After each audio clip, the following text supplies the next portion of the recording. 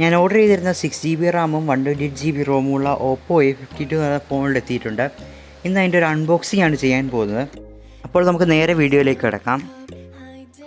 ഇനി നമുക്ക് ഈ ഫോണൊന്ന് അൺബോക്സ് ചെയ്ത് നോക്കാം. നല്ലൊരു പ്ലാസ്റ്റിക് കവറിൻ്റെ കോട്ടിംഗ് ഒക്കെ ഉള്ളൊരു പാക്കിലാക്കിയാണ് നമുക്ക് കിട്ടിയിരിക്കുന്നത്. നമുക്കിത് തുറക്കാം. നമ്മൾ ഈ ബോക്സ് തുറന്നു കഴിയുമ്പോൾ നമുക്ക് ഇങ്ങനൊരു സംഭവമാണ് കിട്ടുന്നത്. ആ ഒരു ചെറിയ ബോക്സ് അത് നമ്മുടെ ഫോണിൻ്റെ കവറാണുള്ളത്. നമുക്കത് അങ്ങോട്ട് മാറ്റി വെക്കാം. പിന്നെ നമുക്ക് സിം കാർഡിൻ്റെ ട്രേ ഊരാനുള്ള ഒരു പിന്ന് കിട്ടുന്നുണ്ട്. പിന്നെ നമുക്ക് നമ്മുടെ മൊബൈൽ ഫോൺ കാണാൻ സാധിക്കും. നമുക്ക് ഈ ബോക്സിൽ നിന്ന് ഒന്ന് എടുക്കാം.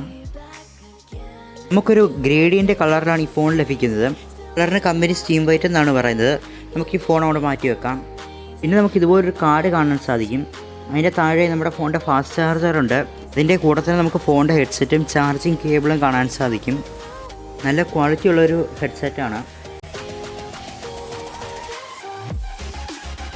ഇനിയും നമുക്ക് ഈ ഫോണിൻ്റെ ബാക്ക് കവർ ഇടുന്ന കവറിൽ എന്തൊക്കെയുണ്ടെന്ന് നോക്കാം. ആ കവറിനോടൊപ്പം തന്നെ നമുക്ക് ഈ ഫോണിൻ്റെ യൂസർ മാനുവലും വാറണ്ടി കാർഡും ഒക്കെ ലഭിക്കുന്നുണ്ട്. നമുക്കൊരു ക്ലിയർ ആയിട്ടുള്ള കവറാണ് ലഭിക്കുന്നത്.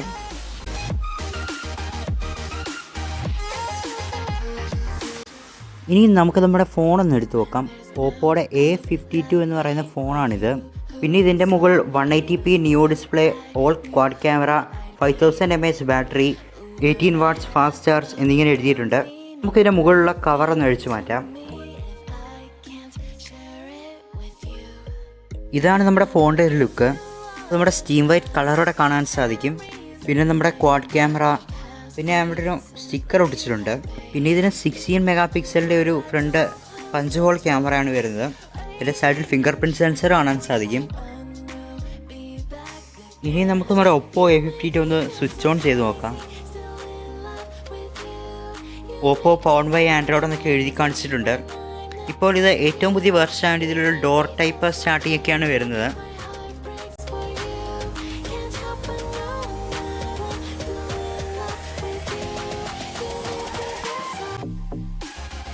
നമ്മളീ കാണുന്ന ചെറിയൊരു നടുക്കാണുന്ന ലൈറ്റാണ് അതിൻ്റെ ഡോറായിട്ട് വരുന്നത്.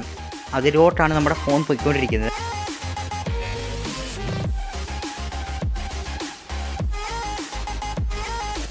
ഇപ്പോൾ നമ്മുടെ ഫോൺ കംപ്ലീറ്റ് ആയിട്ട് സ്വിച്ച് ഓൺ ആയിട്ടുണ്ട്. ഇതിനിടയ്ക്ക് ഒരു സെറ്റപ്പ് ഒക്കെ ചോദിക്കും. നമ്മൾ ഈ സ്ക്രീനിൽ ലെഫ്റ്റിലോട്ടും റൈറ്റിലോട്ടും ഒക്കെ സ്വൈപ്പ് ചെയ്യുമ്പോൾ ഇതിൻ്റെ വാൾപേപ്പർ മാറും. ഇനി നമുക്ക് ഈ ഫോണിൻ്റെ സ്പെസിഫിക്കേഷൻസ് ഒക്കെ ഒന്ന് നോക്കാം. ഇതിൻ്റെ റിയർ ക്യാമറ വരുന്നത് 12 മെഗാപിക്സൽ, 8 മെഗാപിക്സൽ, പിന്നെ 2 മെഗാപിക്സലിൻ്റെ ക്യാമറയാണ്. പിന്നെ ഇതിൻ്റെ ഫ്രണ്ട് ക്യാമറ, സെൽഫിയുടെ ക്യാമറ വരുന്നത് 16 മെഗാപിക്സലാണ്. ഇതൊരു പഞ്ച് ഹോൾ ടൈപ്പ് ക്യാമറയാണ്. ഇതിൻ്റെ സ്ക്രീൻ സൈസ് വരുന്നത് 16.50 സെൻറ്റിമീറ്റർ ആണ്. പിന്നെ ഇതിൻ്റെ ടിപ്പിക്കൽ ബാറ്ററി കപ്പാസിറ്റി വരുന്നത് 5000 mAh ആണ്. പിന്നെ മിനിമം കപ്പാസിറ്റി 4880 mAh ആണ്. ഈ മൊബൈലിൻ്റെ വെയിറ്റ് വരുന്നത് 192 ഗ്രാം ആണ്. പിന്നെ മാക്സിമം റീറ്റെയിൽ പ്രൈസ് 90,990 റുപ്പീസാണ്. പിന്നെ ഈ മൊബൈലിൻ്റെ ഫിംഗർ പ്രിൻറ്റ് സെൻസർ വരുന്നത് സൈഡിൽ പവർ ബട്ടണയിലാണ്. പിന്നെ ബാക്കിൽ പ്രധാനമായിട്ടും നമുക്ക് ആ ഗ്രേഡിയൻ കളറാണ് കാണാൻ സാധിക്കുന്നത്.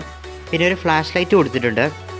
പിന്നെ ഇതിൽ ചാർജിങ് പോർട്ട് വരുന്നത് C ടൈപ്പാണ്. പിന്നെ സ്പീക്കേഴ്സ് കൊടുത്തിട്ടുണ്ട്. ഹെഡ്സെറ്റിൻ്റെ ഇൻപുട്ട് ജാക്ക് കൊടുത്തിട്ടുണ്ട്. പിന്നെ അപ്പുറത്തെ സൈഡിൽ സൗണ്ട് വോളിയം അപ്പ് ഡൗണിൻ്റെ സ്വിച്ച് കൊടുത്തിട്ടുണ്ട്. പിന്നെ സിം കാർഡ് ഇൻസേർട്ട് ചെയ്യുന്ന ട്രേയുടെ ബട്ടൺ കൊടുത്തിട്ടുണ്ട്. ഇനി നമുക്കിതിൻ്റെ ഹെഡ്സെറ്റൊക്കെ ഒന്ന് തുറന്നു നോക്കാം.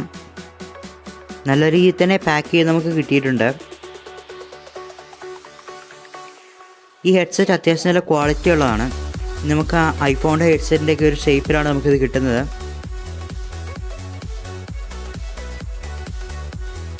നമ്മുടെ ഈ ഹെഡ്സെറ്റിൽ മൈക്ക് വരുന്നുണ്ട്.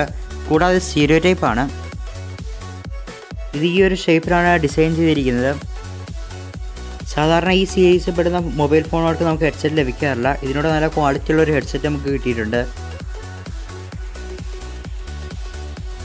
ഇനി നമുക്ക് ഇതിൻ്റെ കൂടെ ലഭിച്ച 18 വാട്ട്സിൻ്റെ ഫാസ്റ്റ് ചാർജർ എടുത്തത് കുത്തി നോക്കാം. ആദ്യമേ തന്നെ നമുക്കിതിൻ്റെ പാക്കിങ്ങിൽ നിന്ന് കേബിൾ അടിച്ച് ഇതിൻ്റെ ചാർജറെ കുത്താം.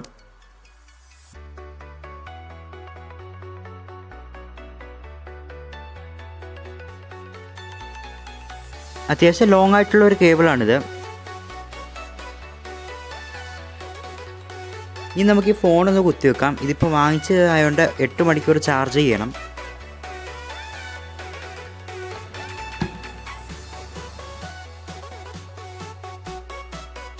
ഇപ്പോൾ ഇവിടെ ചാർജിങ്ങിന് ഇൻഡിക്കേഷൻ കാണിച്ചിട്ടുണ്ട്. ഈ ഫാസ്റ്റ് ചാർജർ യൂസ് ചെയ്യുമ്പോൾ വളരെ വേഗം തന്നെ ഈ ഫോണിൽ ചാർജ് കയറുന്നുണ്ട്.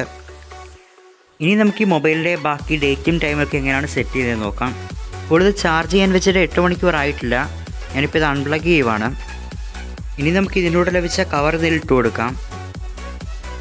നമുക്ക് ഈ മൊബൈലിൻ്റെ സ്ക്രീനിൽ കമ്പനിയിൽ നിന്ന് തന്നെ ഒരു സ്ക്രീൻ ഗാർഡ് ലഭിക്കുന്നുണ്ട്.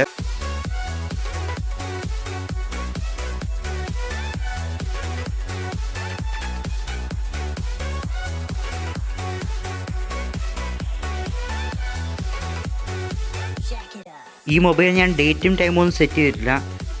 ഇപ്പോൾ നമ്മൾ ഈ മൊബൈലിൻ്റെ സ്ക്രീൻ അൺലോക്ക് ചെയ്യുമ്പോൾ നമുക്ക് ഇങ്ങനൊരു ഇൻ്റർഫേസാണ് ലഭിക്കുന്നത്. ഇതിൽ പ്രൊമോഷൻ്റെ ഭാഗമായി എന്തൊന്നും കുറേ ആപ്ലിക്കേഷൻ കൊടുത്തിട്ടുണ്ട്. ഇതിൻ്റെ സ്ക്രീൻ നമ്മൾ അൺലോക്ക് ചെയ്യുമ്പോൾ നമുക്ക് ഇങ്ങനൊരു ഇൻ്റർഫേസാണ് ലഭിക്കുന്നത്. ഇതിൽ പ്രൊമോഷൻ്റെ ഭാഗമായി കുറേ ആപ്ലിക്കേഷൻസ് കൊടുത്തിട്ടുണ്ട്.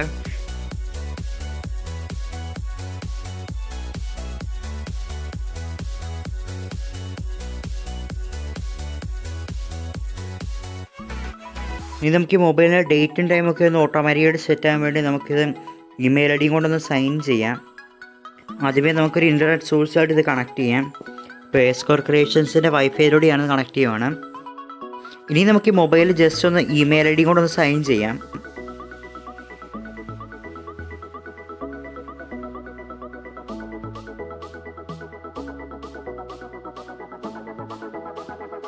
ഇപ്പോൾ ഞാൻ ഈ മൊബൈൽ ഇമെയിൽ ഐ ഡി കൊണ്ടൊന്ന് സൈൻ ചെയ്തിട്ടുണ്ട്.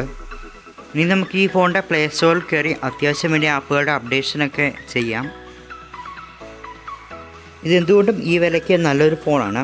കാര്യം ഇത്ര നല്ല പ്രോസസ്സറുള്ള ഫോൺ നമുക്ക് ഈ വിലയ്ക്ക് വേറെ ലഭിക്കത്തില്ല.